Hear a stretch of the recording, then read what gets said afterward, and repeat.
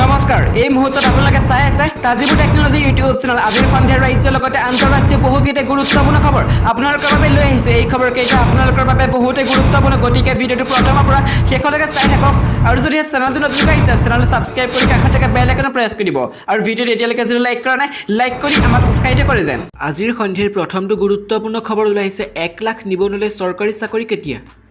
মুখ্যমন্ত্ৰী হিমন্ত বিশ্ব শৰ্মাই ক'লে গুৰুত্বপূৰ্ণ সিদ্ধান্ত নিৰ্বাচনী প্ৰতিশ্ৰুতি অনুসৰি ৰাজ্যৰ 1 লাখ শিক্ষিত নিবনুৱালৈ চৰকাৰী চাকৰি প্ৰদান কৰিবলৈ দায়বদ্ধ ৰাজ্য চৰকাৰ শনিবাৰে মুখ্যমন্ত্ৰী হিমন্ত বিশ্ব শৰ্মাই এই সন্দৰ্ভত এই গুৰুত্বপূৰ্ণ বৈঠকত অংশগ্ৰহণ কৰে নিৰ্ধাৰিত সময়ত নিযুক্তিৰ প্ৰদানৰ লক্ষ্য চৰকাৰৰ বৈঠকৰ সিদ্ধান্ত অনুসৰি 1 লাখ নিযুক্তিৰ বাবে গঠন হ'ব সুকীয়া আয়োগ মুৰব্বীৰ পদত থাকিব অতিৰিক্ত মুখ্য সচিব পৰ্যায়ৰ বিষয়ে নিযুক্তি আয়োগে ল'ব তৃতীয় আৰু চতুৰ্থ বৰ্গৰ নিযুক্তিৰ দায়িত্ব সেইদৰে অভিযান্ত্ৰিক চাকৰিৰ বাবে এপিএছচিৰ দ্বাৰা হ'ব পৰীক্ষা এপিএছচিয়ে নিযুক্তিৰ বাবে অনুষ্ঠিত কৰিব কম্বাইন ৰিক্ৰুইটমেণ্টৰ পৰীক্ষা বৈঠকখনত অসম লোকসেৱা আয়োগৰ অধ্যক্ষ ৰাজীৱ কুমাৰ বৰুৱা মুখ্য সচিব জিষ্ণু বৰুৱা মুখ্যমন্ত্ৰীৰ প্ৰধান সচিব সমীৰ কুমাৰ সিনহা আৰু বিভিন্ন বিভাগৰ মুৰব্বীসকল উপস্থিত থাকে মুখ্যমন্ত্ৰী হিমন্ত বিশ্ব শৰ্মাই একনায়কত্ববাদ চলাই আছে এই শাসন বেছিদিন নচলিব এই মন্তব্য কৰিছে কৰিমুদ্দিন বৰভূঞাই কংগ্ৰেছ আৰু বিজেপি সমালোচনা ইউডিএফৰ কংগ্ৰেছৰ নীলাজৰ দল আখ্যা সোণাৰ বিধায়ক কৰিমুদ্দিন বৰভূঞাৰ 135 বছৰ এটা পুৰণি পাৰ্টিয়ে ইউডিএফক তেওঁলোকৰ চামিল হ'বলৈ খাতিৰ কৰি থকাটো দুৰ্ভাগ্যজনক বুলি কয় আজমল দলৰ সাধাৰণ সম্পাদকগৰাকীয়ে কৰিমুদ্দিন বৰভূঞাৰ মতে ইউডিএফে সদায় থাকিব প্ৰয়োজনত কংগ্ৰেছ খতম হৈ যাব বিজেপিৰ সমালোচনাটো মুখৰ হৈ পৰে ইউডিএফৰ কেন্দ্ৰীয় কমিটিৰ সাধাৰণ সম্পাদকগৰাকী কৰিমুদ্দিন বৰভূঞাৰ মতে বিজেপিৰ 1 পইণ্ট এজেণ্ডা কেৱল ইউডিএফক সমালোচনা কৰাটো বিজেপিৰ কাম দেশত গণতন্ত্ৰ জীয়াই আছে বুলি কয় ইউডিএফে কৃষক আন্দোলনে প্ৰধানমন্ত্ৰীকো সেৱা মানিবলৈ বাধ্য কৰালে বুলি কয় কৰিমুদ্দিন বৰভূঞাই অসমতো মুখ্যমন্ত্ৰী হিমন্ত বিশ্ব শৰ্মাই একনায়কত্ববাদ চলাই আছে এই শাসন আৰু বেছিদিন চলাব নোৱাৰিব বুলি কয় সোণাৰ জনপ্ৰতিনিধিগৰাকীয়ে তেওঁ কয় কৃষক আন্দোলনৰ পৰা আমি অসমবাসীয়েও শিক্ষা লোৱা উচিত আন্দোলনটো কিয় বন্ধ কৰা হ'ল সেয়া পৰ্যালোচনাৰ প্ৰয়োজন আছে বুলি তাৎপৰ্যপূৰ্ণ মন্তব্য আগবঢ়ায় ইউডিএফৰ জনপ্ৰতিনিধিগৰাকীয়ে ইপিনে সীমা বিবাদক লৈ মুখ্যমন্ত্ৰীৰ ডাঙৰ ঘোষণা শীঘ্ৰেই মেঘালয়ৰ সীমা বিবাদ হ'ব সমাধান প্ৰথমে মেঘালয়ৰ সৈতে অসমৰ সীমা বিবাদৰ সমাধান হ'ব পৰৱৰ্তী সময়ত পৰ্যায়ক্ৰমে আন ৰাজ্যৰ সৈতে সীমা বিবাদ মীমাংসা হ'ব প্ৰতিটো সমস্যা সহজ নহয় লাহে লাহে আগবাঢ়ি গৈ থাকিব সমস্যাবিলাক দীঘলীয়া সমাধান কৰিব লাগিব টেবুলত বহি আলোচনাৰ মাজেৰে মীমাংসা হৈ থাকিব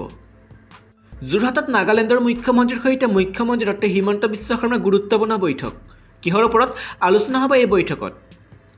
মুখ্যমন্ত্ৰী ডক্টৰ হিমন্ত বিশ্ব শৰ্মা দেওবাৰে যোৰহাটত উপস্থিত হৈ এলানি কাৰ্যসূচী অংশগ্ৰহণ কৰিব চৰকাৰী কাৰ্যসূচীসমূহৰ উপৰিও মুখ্যমন্ত্ৰীগৰাকীয়ে অংশগ্ৰহণ কৰিব আন এখন গুৰুত্বপূৰ্ণ বৈঠকত নাগালেণ্ডৰ মুখ্যমন্ত্ৰী নেফিঅ' ৰিঅ'ৰ সৈতে মুখ্যমন্ত্ৰী ডক্টৰ হিমন্ত বিশ্ব শৰ্মা এক গুৰুত্বপূৰ্ণ আলোচনাত মিলিত হ'ব যোৰহাটৰ আৱৰ্ত ভৱনত অৱশ্যে এই কাৰ্যসূচী মুখ্যমন্ত্ৰীগৰাকীয়ে চৰকাৰী কাৰ্যসূচীত অন্তৰ্ভুক্ত নাই নাগালেণ্ডৰ মুখ্যমন্ত্ৰীগৰাকীৰ সৈতে অসমৰ মুখ্যমন্ত্ৰীগৰাকীয়ে অকলশৰীয়াকৈ মিলিত হ'ব লগা বৈঠকত কি বিষয়ে আলোচনা হ'ব সেয়া স্পষ্ট হোৱা নাই ধাৰণা কৰা হৈছে যে দীৰ্ঘদিনীয়া অসম নাগালেণ্ড সীমা সমস্যাৰ সমাধানৰ ওপৰত এই বৈঠক আলোচনা হ'ব অসম নাগালেণ্ডৰ দীৰ্ঘদিনীয়া সীমা সমস্যাৰ স্থায়ী সমাধানৰ ওপৰত এই বৈঠক গুৰুত্বপূৰ্ণ আলোচনা হোৱাৰ সম্ভাৱনা আছে তদুপৰি শেহতীয়াকৈ আলফা স্বাধীনে ঘোষণা কৰা যুদ্ধবিৰতি আৰু আলফা স্বাধীনৰ সৈতে মুখ্যমন্ত্ৰী হিমন্ত বিশ্ব শৰ্মাৰ দ্বাৰা অব্যাহত থকা আলোচনাৰ প্ৰসংগৰ ক্ষেত্ৰত নাগালেণ্ডৰ একাংশ বিদ্ৰোহী সংগঠনৰ ভূমিকা সন্দৰ্ভতো নাগালেণ্ডৰ মুখ্যমন্ত্ৰীগৰাকীৰ সৈতে আলোচনা হোৱাৰ সম্ভাৱনা আছে যোৰহাটত মুখ্যমন্ত্ৰীয়ে অংশগ্ৰহণ কৰিব ইয়াৰ পিছতে মুখ্যমন্ত্ৰী ডক্টৰ হিমন্ত বিশ্ব শৰ্মা দুপৰীয়া প্ৰায় 11:15 টিয়ককলীয়া পানীস্থিত আউনীআটী বিশ্ববিদ্যালয়ৰ আধাৰশিলা স্থাপন অনুষ্ঠানত উপস্থিত থাকিব ইয়াৰ পিছতে হোলোঙাপাৰাস্থিত লাচিত মৈদামৰ কাৰ্যসূচীত উপস্থিত থাকিব মুখ্যমন্ত্ৰীগৰাকী ইয়াৰ পিছত দুপৰীয়া প্ৰায় 1:30 বজাত যোৰহাট ইঞ্জিনিয়াৰিঙৰ কলেজৰ এক অনুষ্ঠানত অংশগ্ৰহণ কৰিব মুখ্যমন্ত্ৰী ডক্টৰ হিমন্ত বিশ্ব শৰ্মাই গুৰুত্বপূৰ্ণ খবৰ ওলাইছে 2 বছৰৰ ভিতৰত বিশ্ববিদ্যালয় পৰ্যায়লৈ উন্নীত হ'ব north Lakhimpur college JB college Sandikoi ছোৱালী কলেজসহ 5খন কলেজ 2 বছৰৰ ভিতৰত বিশ্ববিদ্যালয় পৰ্যায়লৈ উন্নীত হ'ব north Lakhimpur college JB college Sandikoi ছোৱালী কলেজ শিৱসাগৰ কলেজ আৰু নগাঁও কলেজ সেইদৰে ৰাজ্যৰ অধিকাংশ কলেজকে স্বায়ত্তশাসন প্ৰদান কৰা হ'ব শনিবাৰে এই কথা জনাবলৈ দিয়ে ৰাজ্যৰ শিক্ষামন্ত্ৰী ৰণোজ পেগুৱে নতুন ৰাষ্ট্ৰীয় শিক্ষা নীতি সন্দৰ্ভত আলোচনা কৰি মুখ্যমন্ত্ৰী হিমন্ত বিশ্ব শৰ্মাই কয় যে নতুন ভাৰত গঢ়াত উৎসাহ যোগাব নতুন NEP-য়ে ভাৰতৰ সভ্যতাক লৈ সকলোৱে গৌৰৱ কৰে কালৰ সোঁতত বহু সভ্যতাৰ বিলুপ্তি ঘটিল বিপৰীতে চিৰ প্ৰবাহমান হৈ আছে ৬০০০ পুৰণি ভাৰতীয় সভ্যতা সময়ে সময়ে ভাৰতীয় সভ্যতাক লৈ সৃষ্টি হৈছে সংঘৰ্ষ ভাৰতীয় সভ্যতাৰ মূল চাবিকাঠি হ'ল জ্ঞান আৰু প্ৰজ্ঞানৰ সাধনা মুখ্যমন্ত্ৰীগৰাকীয়ে লগতে কয় যে বিগত এটা দশকত দেশৰ শৈক্ষিক জগতৰ বাবে সৰ্বোৎকৃষ্ট উপহাৰ হৈছে NEP অধ্যাপক কস্তুৰী নন্দনে ক্ষেত্ৰভিত্তিক অধ্যয়নৰ জৰিয়তে প্ৰস্তুত কৰিছে NEP 2034 ভিতৰত NEP-ৰ সঠিক ৰূপায়ণৰ সময় নিৰ্ধাৰণ কৰা হৈছে NEP-ৰ সঠিক বলবৎ বিশ্বক নেতৃত্ব দিব ভাৰতে ১৮০টা ভাষা উপভাষা আছে উত্তৰ পূৰ্বত ইয়াৰ বাবে প্ৰস্তুত কৰা হ'ব পাঠ্যপুথি অসমীয়া বড়ো বাংলা হিন্দী ভাষাৰ পাঠ্যপুথি প্ৰকাশ হৈ আছে প্ৰত্যাহ্বান থাকিলেও ৰাজ্যত বলবৎ হ'ব নতুন শিক্ষানীতি ইপিনে ২৪ নৱেম্বৰত বঙাইগাঁৱত অসম চৰকাৰৰ কেবিনেট বৈঠক প্ৰস্তুতি প্ৰায় সম্পূৰ্ণ ২৪ নৱেম্বৰত বঙাইগাঁৱত অনুষ্ঠিত হ'ব অসম চৰকাৰৰ কেবিনেট বৈঠক ইতিমধ্যে কেবিনেট বৈঠকৰ বাবে প্ৰস্তুতি প্ৰায় সম্পূৰ্ণ কৰি তোলা হৈছে কেবিনেট বৈঠকৰ প্ৰতি লক্ষ্য ৰাখি বঙাইগাঁও জিলা প্ৰশাসনে বিভিন্ন চৰকাৰী কাৰ্যালয় পাৰ্ক হস্পিটেল আদি সজাই পৰা তুলিছে ইপিনে কেবিনেট বৈঠকৰ পূৰ্বে ২৩ নৱেম্বৰত ৩টা গুৰুত্বপূৰ্ণ কাৰ্যসূচী হাতত লোৱা হৈছে বুলি প্ৰকাশ কৰিছে বঙাইগাঁৱৰ বিধায়ক ফণীভূষণ চৌধুৰী কাৰ্যসূচী অনুসৰি ২৩ নৱেম্বৰত মুখ্যমন্ত্ৰী হিমন্ত বিশ্ব শৰ্মাই সদৰ চহৰখনৰ মাজমজিয়াত স্থাপন কৰা টাৱাৰ ক্লক পাব্লিক একুৰিয়াম আৰু দুলাইকান স্থাপন কৰা ৱাৰ্কিং জোনৰ শুভোদ্বোধন কৰিব আনহাতে কেবিনেটৰ অন্তত বঙাইগাঁও সদৰত আন ৩টা আধাৰশিলা কাৰ্যসূচী হাতত লৈছে ইণ্টিগ্ৰেটেড উপায়ুক্তৰ কাৰ্যালয় G+6 মাৰ্কেট কমপ্লেক্স আৰু এফৰ্ডেবল হাউচিং ইন পাৰ্টনাৰশ্বিপৰ আধাৰশিলা স্থাপন কৰিব বুলি বিধায়ক ফণীভূষণ চৌধুৰীয়ে প্ৰকাশ কৰিছে ৰাজ্যত পুনৰ ভূমিকম্পৰ জোকাৰণি ৰাজধানী গুৱাহাটী কামৰূপত প্ৰবল কম্পন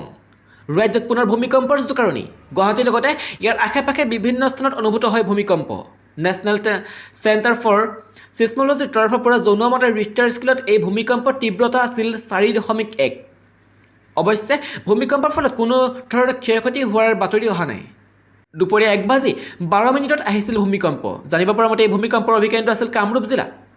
ভূগৰ্ভৰ ১০ কিলোমিটাৰ আঁতৰত ভূমিকম্পৰ উৎপত্তি হৈছিল এই নহয় মোদীয়ে কাও বাতিল কৰিব লাগিব ভূপেন বৰাই মন্তব্য কৰিছে প্ৰধানমন্ত্ৰী নৰেন্দ্ৰ মোদীয়ে কৃষকৰ আন্দোলন আৰু প্ৰতিবাদৰ প্ৰতি সন্মান জনাই শুক্ৰবাৰে বাতিল কৰিলে প্ৰস্তাৱিত ৩খন কৃষি আইন ৩খন বাতিলৰ পিছত তাৎক্ষণিকভাৱে প্ৰতিক্ৰিয়া প্ৰকাশ কৰে অসম প্ৰদেশ কংগ্ৰেছৰ সভাপতি ভূপেন বৰাই শুক্ৰবাৰে নৰেন্দ্ৰ মোদীৰ অহংকাৰৰ অধপতন হোৱাৰ লগতে ভাৰতবৰ্ষৰ কৃষকৰ জয় হৈছে বুলি কৈ দেশৰ কৃষকৰ ভৱিষ্যত ধ্বংসৰ বাবে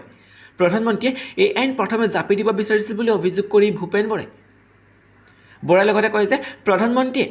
এতিয়া উত্তৰ প্ৰদেশ পাঞ্জাৱ উত্তৰাখণ্ড গোৱা মণিপুৰৰ নিৰ্বাচনৰ পতনৰ আগতীয়া উমান পাই বাতিল কৰিলে ৩খন মাৰাত্মক আইন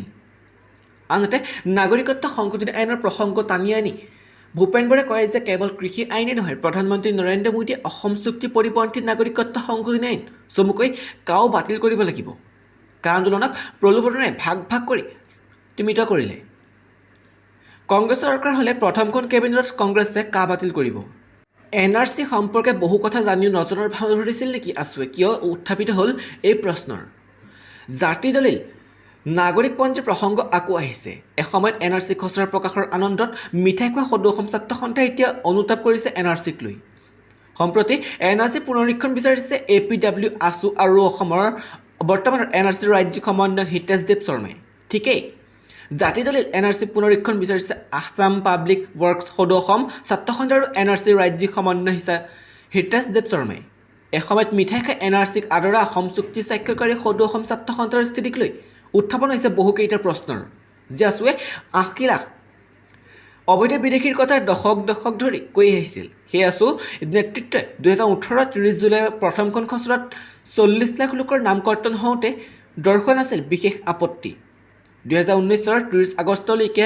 19 লাখৰ নাম কৰ্তন হোৱালৈকে সন্তুষ্ট আছিল সদৌ অসম ছাত্ৰ সন্থা 30 জুলাইত মিঠাই খোৱাৰ আৰু 31 আগষ্টত হঠাৎ অসন্তুষ্ট হোৱা